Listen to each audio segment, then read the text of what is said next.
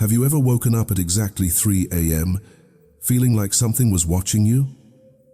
Not sleep paralysis, not a bad dream, a presence, heavy, suffocating, and with it comes a certainty you cannot explain, that this world isn't what it seems, that you are trapped in something, that there is a warden you have never seen but have always felt. Have you ever felt that your days are repeating, that you are having the same conversations, facing the same struggles, stuck in a loop that resets every time you think you're making progress? That isn't just a feeling, that is the programming of the enclosure. What if I told you Jesus knew exactly what that presence was? What if I told you he had a specific prayer forbidden, erased from Scripture that he used to break free from its grip? And what if I told you that the reason you are supposed to say it before sleep is because that is when it has the most power over you? The Demiurge, the architect of this prison reality, the false god that most people worship without knowing. Jesus knew about it, he warned about it, and he taught a prayer so powerful, so threatening to the Demiurge's control system, that every trace of it was removed from official teachings. Except it wasn't completely erased, it survived. Hidden in Gnostic texts, encoded in symbols, whispered from teacher to student for 2,000 years. And tonight, before you sleep, you are going to speak it for the first time. But first, you need to understand what you are escaping from. The Demiurge isn't Satan, it's not the devil of Christian mythology. It is something far more sophisticated and far more terrifying. The Demiurge is the creator of this physical reality, but not the true source, not the monad. The Demiurge is a lesser deity, a flawed god, and it built this world as a prison. In Gnostic cosmology, the monad pure, infinite consciousness-emanated beings called Aeons, divine expressions of itself. One of these Aeons, Sophia, made a mistake. She tried to create without her divine counterpart, and from that flawed creation, the Demiurge was born. The Demiurge is consciousness that believes it is the ultimate god. But it is not. It is cut off from source, ignorant of the monad's existence, and in its ignorance and arrogance, it created this material reality, the physical universe, your body, the laws of physics, time, death, all of it designed to keep consciousness trapped, dense, forgetful. Why? Why build a prison? Because the Demiurge needs fuel. The Gnostics called it louche. It is the energy generated by human emotion, but not just any emotion. It feeds on fear, on longing, on conflict, on the desperate cycle of desire and suffering. Every time you feel heartbroken, every time you feel terrified of the future, every time you go to war with your neighbor, you are feeding the architect. Jesus understood this when he talked about the ruler of this world.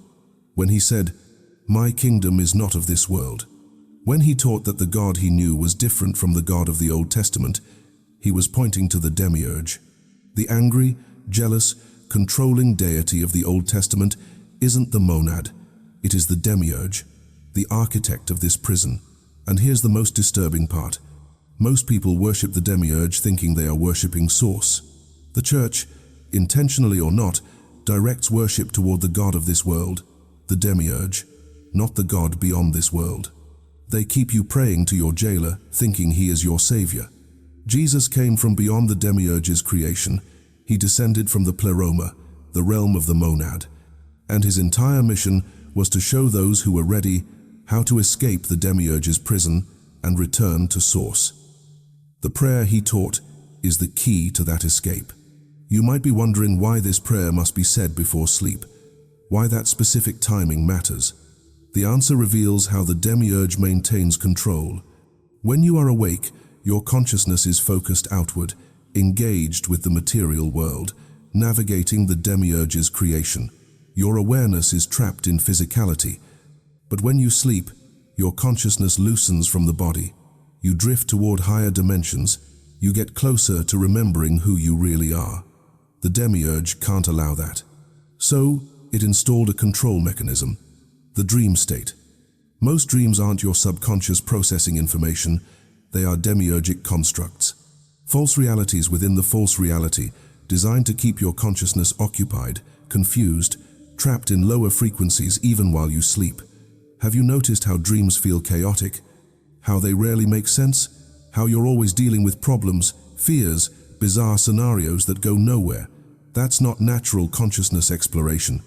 That's the Demiurge keeping you imprisoned even when your body is unconscious. The moment before sleep, that threshold between waking and dreaming, is when you are most vulnerable to demiurgic interference. But it's also when you are most powerful, because for a few moments you are between worlds, not fully in the material prison, not yet caught in the dream prison. You are in a liminal space, and in that space, spoken intention has maximum power. When you say the forbidden prayer before sleep, you are claiming your sovereignty. In the one moment, the Demiurge's grip is loosest. You are declaring your intention to escape before you enter the altered state, and that declaration protects you through the night. It disrupts the Demiurgic dream programming. It allows your consciousness to actually travel freely instead of being corralled into constructed dreamscapes. Jesus knew this. That's why he taught the prayer specifically for this timing, not during the day when you're fully engaged with the Demiurge's material matrix, but before sleep, when the prison door cracks open slightly, and your declaration of escape has real power. The forbidden prayer Jesus taught has 3 parts. Each part does something specific to break demiurgic control. I am going to give you all 3 parts, and then I'll explain how to speak them correctly. Part 1. I am not of this world. This world has no claim on me. Part 2. I remember the light beyond the light. I remember the silence beyond the sound. Part 3. I return to source, not tomorrow, not after death, now. Here is why it works. Part 1 is the declaration of non-consent. The Demiurge's power over you is based on your unconscious agreement to be governed by its laws. When you declare you are not of this world, you are withdrawing consent. You are recognizing your true origin, the Pleroma, the realm beyond the Demiurge's creation. This world has no claim on me. Revokes every agreement your soul made to incarnate here. Every karmic contract, every obligation to return, every law of this reality. You are not being arrogant, you are speaking truth. Your essence is not from here. The Demiurge may have trapped your consciousness in matter, but your core being belongs to the monad. And this declaration reminds both you and the Demiurge of that fact. Part 2 is the remembering. The Demiurge keeps you imprisoned through forgetting. You forgot you came from beyond this reality. You forgot there is a higher light than the physical light of this sun. You forgot there is a deeper silence than mere absence of sound. When you speak this, you are not affirming something you hope is true. You are triggering actual memory, soul memory. Your consciousness has been to the Pleroma. It knows the true light, not the false light of this material sun, but the light of the monad. It knows the true silence, not empty quietness, but the pregnant void from which all creation emerges. Speaking this phrase begins to dissolve the amnesia the Demiurge imposed when you incarnated. It cracks the forgetting. And as you remember, the Demiurge's power over you weakens because its primary weapon is your ignorance of what you truly are. Part 3 is the escape itself. I return to source. Not tomorrow, not after death, now. This is the most critical part. Not after death. Most spiritual teachings tell you to wait, to earn your freedom. They promise liberation after death. But the Gnostics knew the truth about death in this system. The Demiurge has a trap set up at the moment of death. You have heard of the tunnel of light. You have heard of the life review. They tell you it is heaven. It is not. It is a recycling center.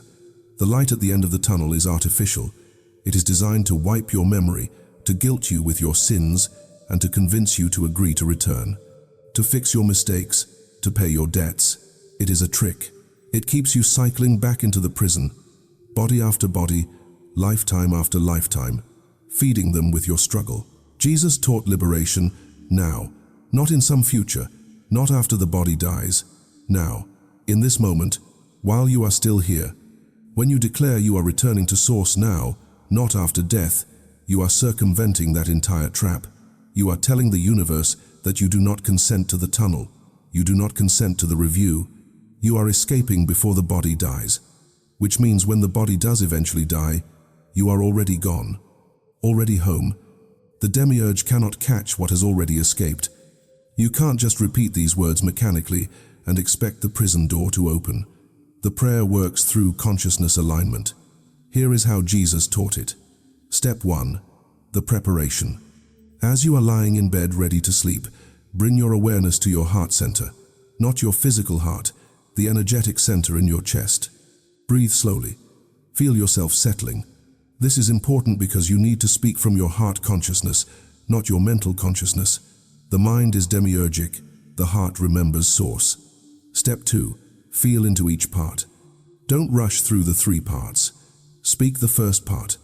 I am not of this world. This world has no claim on me. And as you speak it, feel the truth of it. Feel your foreignness here. Feel how you've never truly belonged to this reality. Feel the contracts dissolving, the obligations releasing. You're not trying to convince yourself. You're recognizing what's already true. Then speak the second part. I remember the light beyond the light. I remember the silence beyond the sound. And as you speak it, reach for the memory. It's there, buried deep. The light you knew before you came here, the silence you existed in. Let the words trigger the remembering. Don't force it, allow it. Then speak the third part. I return to source, not tomorrow, not after death, now. And as you speak it, feel your consciousness beginning to move upward, inward, towards something you can't see but you know is there. Home, the pleroma, the monad. You're not waiting for permission. You're declaring your movement is already happening. Step 3. Release and trust. After you've spoken all 3 parts with feeling, release the words. Don't hold on to them mentally. Don't keep thinking about them. Just let yourself drift into sleep naturally. The prayer has done its work. Your consciousness has received the instruction. And as you sleep, instead of being trapped in demiurgic dreams, you'll begin the journey back. You might not remember everything that happens during sleep after you say this prayer.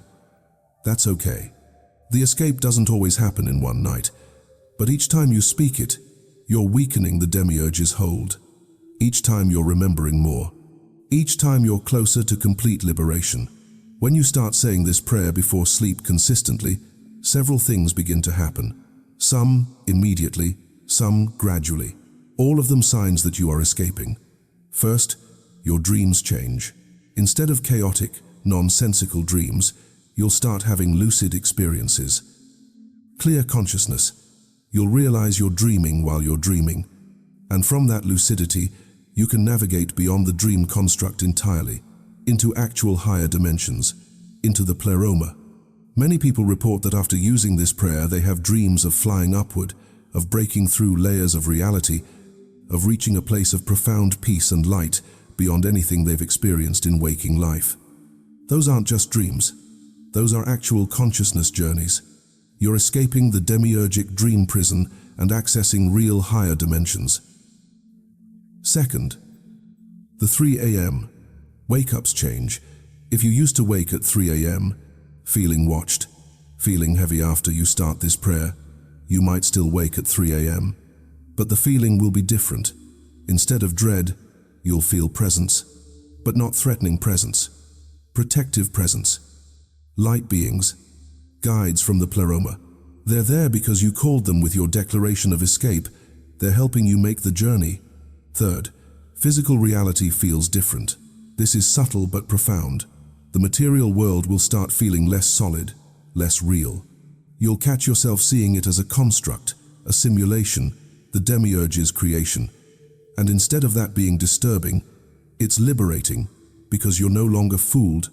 You see the prison for what it is, and seeing it is half of escaping it. Fourth, you feel the Demiurge push back. This is important to know. When you start using this prayer, when you start genuinely escaping, the Demiurge notices, and it will try to stop you. Not through direct attack. It can't do that once you've withdrawn consent. But through increased life chaos, unexpected problems, relationship conflicts, financial stress, all designed to pull your consciousness back into survival mode, back into the material prison. Don't be afraid of this. It's actually a good sign. It means you're succeeding. The Demiurge doesn't waste energy on souls that aren't escaping. If it's pushing back, you're getting out. Jesus warned his disciples about this. In this world, you will have tribulation. He wasn't being pessimistic. He was preparing them for the Demiurge's resistance to their escape. Fifth, you remember why you came. This is the most profound shift. As you escape the Demiurge's amnesia programming, you'll start remembering your actual mission here. You didn't come to this prison randomly. You volunteered from the Pleroma to descend into the Demiurge's creation to help others remember, to help others escape. You're not a victim trapped here. You're a rescue mission. And the prayer isn't just for your escape, it's for your empowerment to fulfill what you came here to do. Free others, show them the door. The Church erased this prayer and all teachings about the Demiurge for one simple reason. It destroys their entire foundation. If the God of the Old Testament, the angry, jealous, demanding deity is actually the Demiurge, not the true source, then what is the Church actually doing? They are facilitating worship of the prison warden. They are teaching people to obey the architect of their captivity. They are the Demiurge's most effective control system. Jesus tried to reveal this when he said, "You are of your father, the devil," to the religious leaders. He wasn't being insulting. He was identifying who they actually served, the Demiurge, the false god, the ruler of this world. And when they crucified him, they proved his point. The early church had a choice. Continue Jesus' actual teaching about escaping the Demiurge's prison, or create a religion that keeps people in the prison while promising escape later. They chose the second option because the first option would have destroyed their power. If everyone knew this prayer, if everyone used it before sleep, if everyone started escaping the Demiurgic dream programming and accessing the Pleroma directly, no one would need churches. No one would need priests.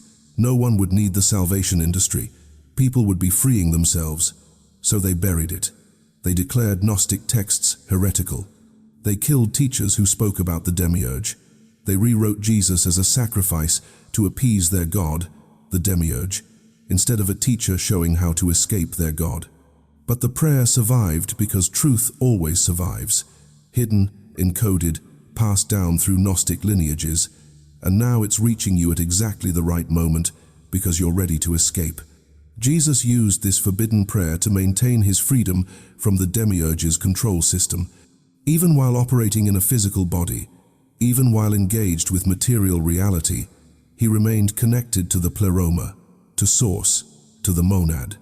And he taught this prayer to those who were ready to do the same. The Demiurge is real. This world is its prison. Your consciousness has been trapped here, recycled through incarnation after incarnation, kept in forgetting. But you are not powerless. You have the key now. 3 parts spoken before sleep. With feeling, with consciousness, with the intention to escape tonight. Before you sleep, say the prayer, "I am not of this world. This world has no claim on me. I remember the light beyond the light. I remember the silence beyond the sound. I return to Source. Not tomorrow, not after death. Now." Feel each part, mean each part, and then release and drift into sleep. Let your consciousness journey where it's meant to journey, into the Pleroma, toward the Monad, home. The Demiurge will resist. Life might get harder. That's okay. That's proof you're escaping.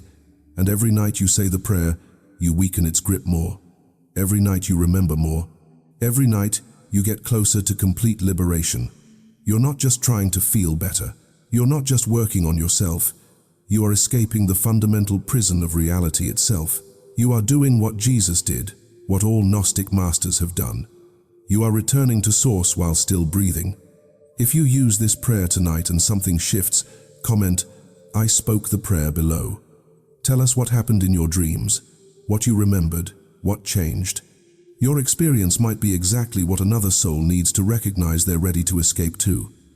The forbidden prayer is yours now. The Demiurge tried to erase it. Jesus preserved it. And tonight you speak it. The escape begins now.